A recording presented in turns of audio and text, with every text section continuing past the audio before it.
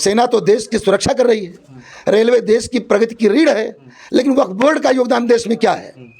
तो इतनी संपत्ति उनके पास अनुभूत क्या है, क्यों है? मिला है भाई, हाँ। मिला है। खाता में पैसा आ रहा है, खाता में पैसा आ रहा है तो बहुत तो मजा आ रहा होगा, पैसा आ रहा है सरकार का। अरे हैं? पैसा आने पर मजा आता ही है। खोरी की बात करेंगे ही, जो लोग हराम खोर हैं वो हराम खोरी की ही बात करेंगे।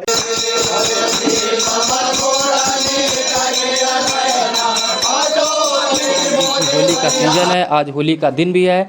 हमारी तरफ से आप सभी को होली की शुभकामनाएं। आज हम हैं अयोध्या यानी कि अवध में।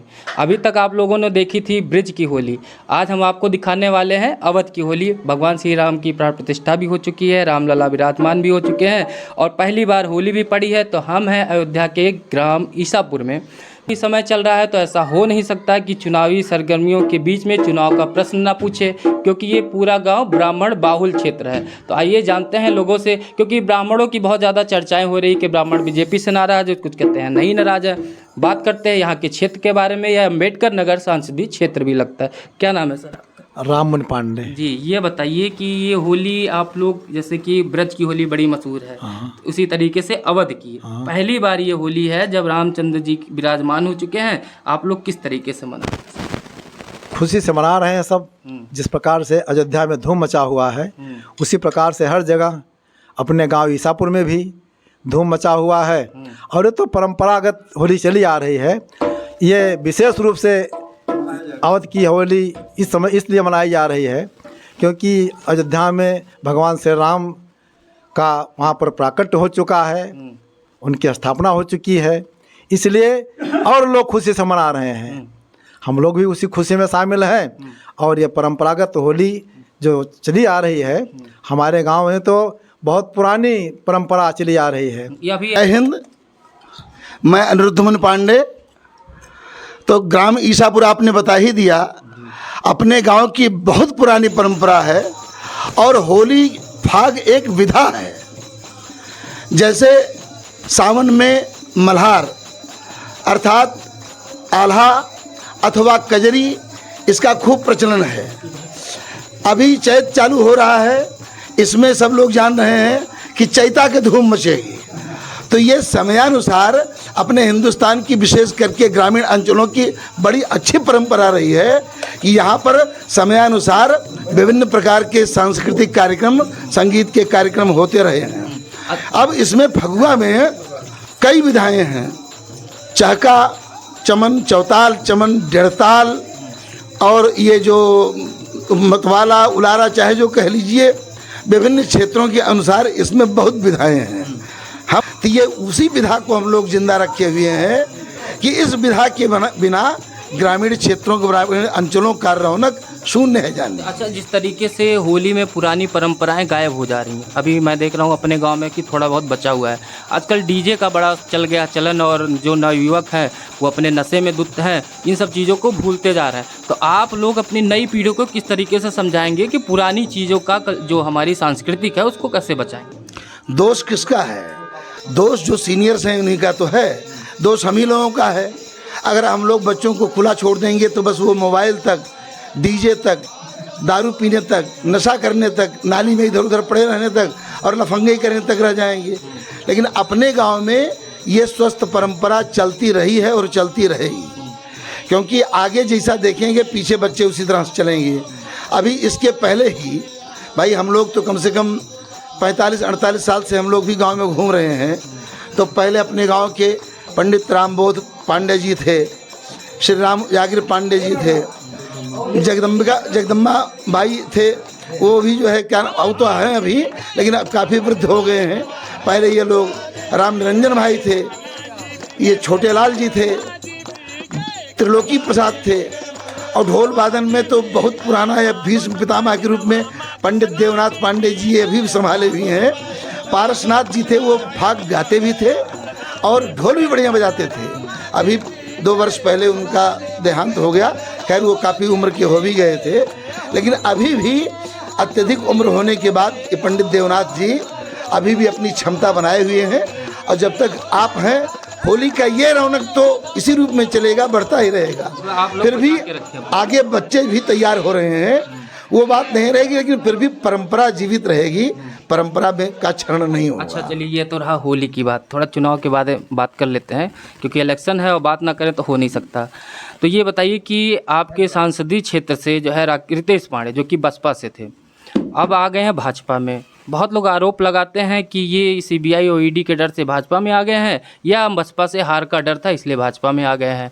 तो भाजपा में आने वाले जितने भी हैं सब वॉशिंग मशीन में धुल के एकदम क्लीन से सुथरा हो जाते हैं, जैसा विपक्ष कहता, मैं नहीं कह रहा। देखिए, अब इस बात में हम 100% तो नहीं कह सकते कि भाजपा वाले सब बहुत अच्छे ही हैं, लेकिन जैसे होता नहीं कि औरों से ये 100 गुना अच्छे हैं, पहली बात। दूसरी चीज़, जितने भी भाजपा में आकर मिल रहे हैं ये सब ऐसे नहीं कि जिनके पीछे ईडी या सीबीआई लगी हुई थी। ये सब अपनी इच्छानुसार, जो कांग्रेस में थे, कांग्रेस तो डूबती नाव वैसे हुई है। अगुआ जिनका वो मूर्ख राहुल गांधी है, जिसको ज़िंदगी बीत गई, बोलने का तमीज़ नहीं आया और न वो सीखना चाहता है। ऐसा नहीं कि राहुल गांधी कोई बहुत बुरा व्यक्ति है, लेकिन न उसको तमीज़ है और न वो सीखना चाहता है, वर्चस्व कायम रखना चाहता है भाई जन्म के अनुसार। तो भाई लोग आपका विरोध नहीं कर सकते, लेकिन आपको छोड़ तो सकते हैं, यही हो रहा है। अब इनके जो चमचे टाइप के हैं या जो बहुत पुराने कांग्रेसी हैं जिनका दिन बीत चुका है, वो कहने के लिए कांग्रेसी हैं, बाकी वो किनारे हो चुके हैं। वो स्वयं भी अधिकांश लोग चुनाव नहीं लड़ रहे हैं। अन्यथा जो नए उभरते हुए हैं या 50, 55, 60, 65 वर्ष तक, जिनको भी लग रहा है कि राजनीति में उनका 10-15 वर्ष, वो सब इसको छोड़ रहे हैं, छोड़ना चाह रहे हैं अथवा न्यूट्रल हो गए हैं। मतलब विपक्ष विहीन बना देंगे भाजपा वाले। विपक्ष विहीन कभी नहीं होगा, विपक्ष स्वयं अपना नाश कर रहा है। जो कुछ मुद्दे हैं, ठीक है, विपक्ष का कार्य है कि वो सत्ता पक्ष के विरोध में अथवा उनकी कमियों को निकालेगा। लेकिन देखिए, मुंशी प्रेमचंद द्वारा एक रचना थी, एक कहानी पंच परमेश्वर। पंच परमेश्वर में वो अलगू चौधरी और जुम्मन शेख 2 पार्टी रहती है। तमाम बातों पर एक दूसरे का अंतर विरोध चलता है, लेकिन जब राष्ट्र की बात आ जाती है तो अंततः दोनों एक हो जाते हैं कि भाई राष्ट्र की बात में तो राष्ट्रीय गौरव गरिमा की बात हो, धार्मिक गौरव गरिमा की बात हो। अब 500 वर्षों के बहुत लंबी प्रतीक्षा एवं 2500 पीढ़ी के अनंत कुर्बानी, लाखों लाख की कुर्बानी के बाद एक राम प्रेमी सत्ता ऐसी आई हिंदुओं के लिए, जो वरदान बन के आई कि जिनके समय में ये अनंत काल तक चलने वाला, समझ लीजिए कि ऐसा वो था, क्या नाम, विवाद, कि जिसका कोई अंत हम लोग नहीं दिखाई पड़ता था। लेकिन अब इन्होंने आकर उसका समाधान किया, कैसे भी कर करके लग के किया। लोग कहते हैं कि कोर्ट के द्वारा हुआ, बिल्कुल कोर्ट के द्वारा हुआ, लेकिन कोर्ट को उसके लिए बाध्य किसने किया? पहले क्या होता था? ये आप बहुत बड़ी बात बोल रहे हैं अभी कि कोर्ट को किसने बाध्य किया। फिर आपके ही बातों में एक प्रश्न उठा देगा बीजेपी, सपा वाले उठा देंगे, विपक्ष वाले उठा देंगे कि जो है फिर ये तो संवैधानिक संस्थाओं का हनन कर ले रहे हैं। पहले बात सुनिए, ये जो भी बात करेंगे या तो खिसियाए हुए हैं या तो अपनी मूर्खता का प्रदर्शन कर रहे हैं। सुनिए, कोर्ट की यही बात हुई, इतने समय से चला, एक बार तारीख पड़ी, महीने 1.5 महीने फिर गया, कोई था ही कोई पुरसाहाल नहीं था। आपको याद करिए 2018 में प्रतिदिन सुनवाई, बाध्य हो गए ये लोग, कहाँ जाओगे भाग करके? इतने साक्ष्य, इतने सबूत, इतनी बातें आ गई, कहाँ जाओगे? वो तो पहले ही था भाई। तमाम शेख और जो है क्या नाम, रिजवी कुरैशी के बीच में अगर कोई ब्राह्मण है तो ये कहा जाएगा कि बाहर से बसाया हुआ है, वो गलत है। अयोध्या में बाबरी मस्जिद का कौन स्थान था? ये ज़बरदस्ती किया गया था, और भला हो कांग्रेसी दोगलों का अनंत काल तक उसको जिलाए हुए थे कि आपके इस स्वतंत्रता के पश्चात भी आप परतंत्र बने हुए थे। हिंदू विरोध और मुस्लिम परस्ती, तुष्टीकरण की नीति, परिणाम क्या? अथाह समय तक ये चलता रहा, लेकिन लग करके उसको कराया, समाधान हो गया। आज अयोध्या में भव्य श्री राम मंदिर की प्राण प्रतिष्ठा, उसका उद्घाटन हो चुका है। कार सेवकों से और भक्तों से पटी है अयोध्या, जान लीजिए। अभी कुछ हैं उनको विश्व हिंदू परिषद, बीजेपी, आरएसएस वाले जबरदस्ती टिकट करा के लेके आ रहे हैं। वो भीड़ सिर्फ दिखाई जा रही चुनाव की वजह से। अच्छा, मैं आपसे कह दूं कि आपकी कुदृष्टि है, कुछ समय बाद आप जन्मभूमि पर कब्जा करना चाहते हैं, तो आप क्या करोगे? मुझको कहना, मैं कुछ भी कह सकता हूँ, लेकिन उन मूर्खों को अपनी भी बुद्धि होनी चाहिए। कर्नाटक से, हैदराबाद से, कलकत्ता से, उत्तराखंड से सब ये आरएसएस बीजेपी वाले ला रहे हैं। आरएसएस बीजेपी वाले 2 दिन 4 दिन 10 दिन, मान लीजिए मैं कहता 2 महीने से ज़्यादा हो गया। अभी भी देखिए मंगलवार के दिन आप जाइए तो 1.5 घंटे से पहले आप दर्शन नहीं कर पाओगे। जब द्वार से प्रवेश करने के बाद 1.5 घंटे बाद आप निकलोगे, खुद अनुमान लगाइए कितनी भीड़ है। ये 370 हट गया, ट्रिपल तलाक हट गया, और सीए का अभी नोटिफिकेशन भी जारी हो गया, यूसीसी आने वाला उत्तराखंड में जारी हो गया। अभी कह रहे हैं कि बीजेपी के पास सारे मुद्दे खत्म हो गए ये सब, अब आप लड़ेंगे किस पे? अभी बीजेपी के पास इतने अच्छे अच्छे मुद्दे हैं कि हम लोग खाली प्रतीक्षा करें, वेट एंड वॉच वाली स्थिति है। अभी जैसे एक बहुत बड़ी बात है जिस पर कोई तुष्टिकरण वाला मुस्लिम परस्त बोलेगा नहीं।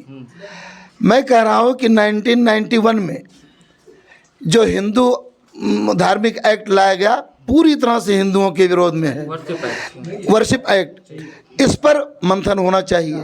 भाजपा से इस उम्मीद है ये इस पर ध्यान देंगे। जो काफ़ी समय पहले गठन हुआ था और समय समय पर अंत में 2013 में वक्फ बोर्ड को कांग्रेस ने बहुत कुछ दे दिया। दिल्ली में केजरीवाल से लोगों को उम्मीद थी, वो महादोगला निकला। केजरीवाल तो जेल चले गए अभी। अरे उसको जाना ही था। आप गंदा काम करोगे तो कै दिन बचोगे, और जगलरी करके धूर्ता करके कै दिन कोई सफल होगा।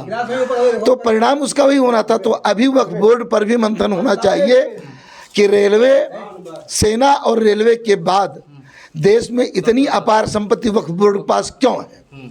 सेना तो देश की सुरक्षा कर रही है, रेलवे देश की प्रगति की रीढ़ है, लेकिन वक्फ बोर्ड का योगदान देश में क्या है?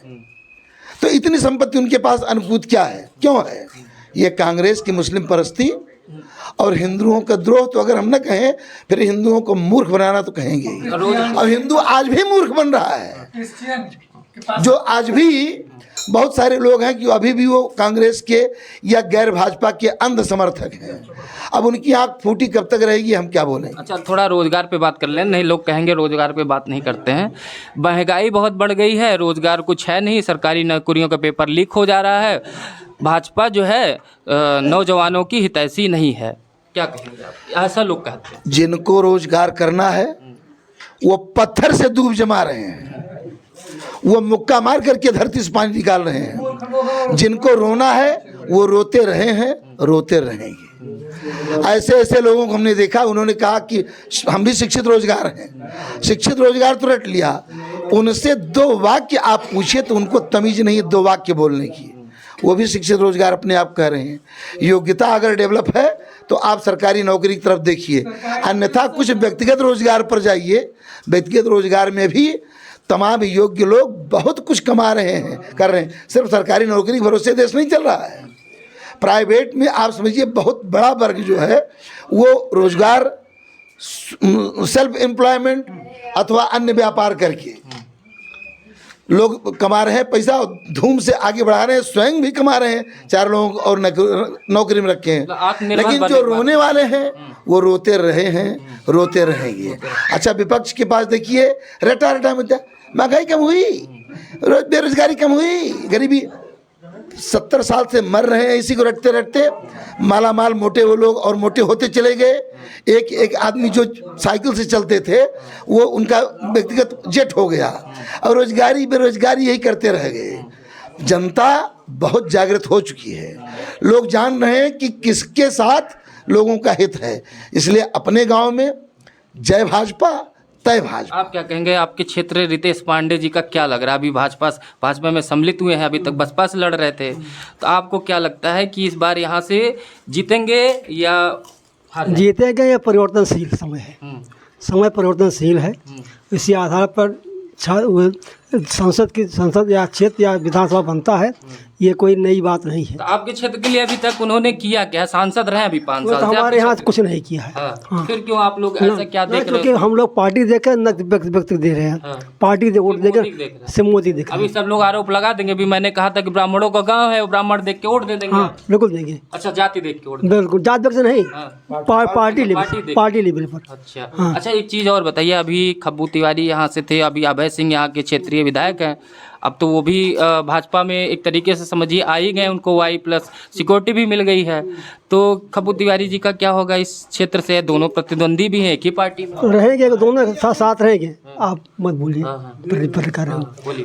वो दोनों, वो सरकार जाने और वो जो लोग जाने व्यक्तिगत। हाँ, अंतिम में जो विधानसभा फिर बढ़ने वाली है, लोकसभा से फिर बढ़ने वाली है, सबको एडजस्ट कर दिया यानी कि आप जाएगा। परिसीमन की बात करें, हाँ, परिसीमन के बाद उनको एडजस्ट कर दिया जाएगा। कर दिया जाएगा। हाँ, तो फिर तो आरोप लगाते हैं कि जो भाजपा के समर्थित कार्यकर्ता हैं उनसे सिर्फ दरी बिछवाई जा रही है, बाहर से उठा के लाके निर्यात करके आयात करके उनको जो है टिकट दे दिया जा रहा है। भाई ये तो निर्यात आयात पूरे देश विश्व के अंदर पूरी है, आज कोई नई बात थोड़ो है। हाँ भाई भाई कि क्या मतलब भाजपा नहीं, देश तभी तरक्की करेगा जब सरकारी नौकरियां समाप्त हो जाएंगी। इसके अमेरिका जैसा देश डेवलप क्यों हुआ? सरकारी नौकरी कौन करना? कामचोर। जो सुन रहे होंगे बड़े नाराज हो जाएंगे वहाँ, कौन नाराज हो जाए? नाराज हो जाए, सरकारी नौकरी वाले नाराज हो जाए, नाराज हो जाए। सरकारी वाले लोकतंत्र में अपनी बात कहने का समर्थन कि हर व्यक्ति काम करे, टैक्स दे, तो देश बढ़ेगा, ना कि कुर्सी पे बैठ के यार, तोड़े। सरकारी नौकरी वाले ओपीएस की बात कर रहे हैं, ओल्ड पेंशन की बात कर रहे हैं, आप नौकरी जो का काम चोर है वो तो हरामखोरी की बात करेंगे ही। जो लोग हरामखोर हैं वो हरामखोरी की ही बात करेंगे, और जो मेहनत पसंद है वो मेहनत की बात करेंगे। देश सबसे बड़ा है, राष्ट्र सबसे बड़ा है, दुनिया सबसे बड़ी, और हरामखोरों से दूर रहो। उनकी बात। हाँ, विमला प्रसाद पांडे। जमुना जी, ये बताइए कुछ मिल उल रहा है? जैसे सरकार कह रही है कि किसान निधि सम्मान मिल रहा है, शौचालय दे दिए, खाता खुलवा दिए, सिलेंडर दे दिए, कुछ मिला उला कि नहीं? नहीं नहीं, मिला है भाई। हाँ। मिला है, खाता में पैसा आ रहा है? खाता में पैसा आ रहा है। तो बहुत तो मजा आ रहा होगा, पैसा आ रहा है सरकार का। अरे हैं? पैसा आने पर मजा आता ही हाँ, तो वोटवा तो बटन कहाँ दबेगा? जहाँ हमेशा दबा है ब्राह्मण का वहीं दबेगा। अच्छा, मतलब बताएंगे नहीं अभी, मताधिकार का प्रयोग उसी दिन करेंगे आप?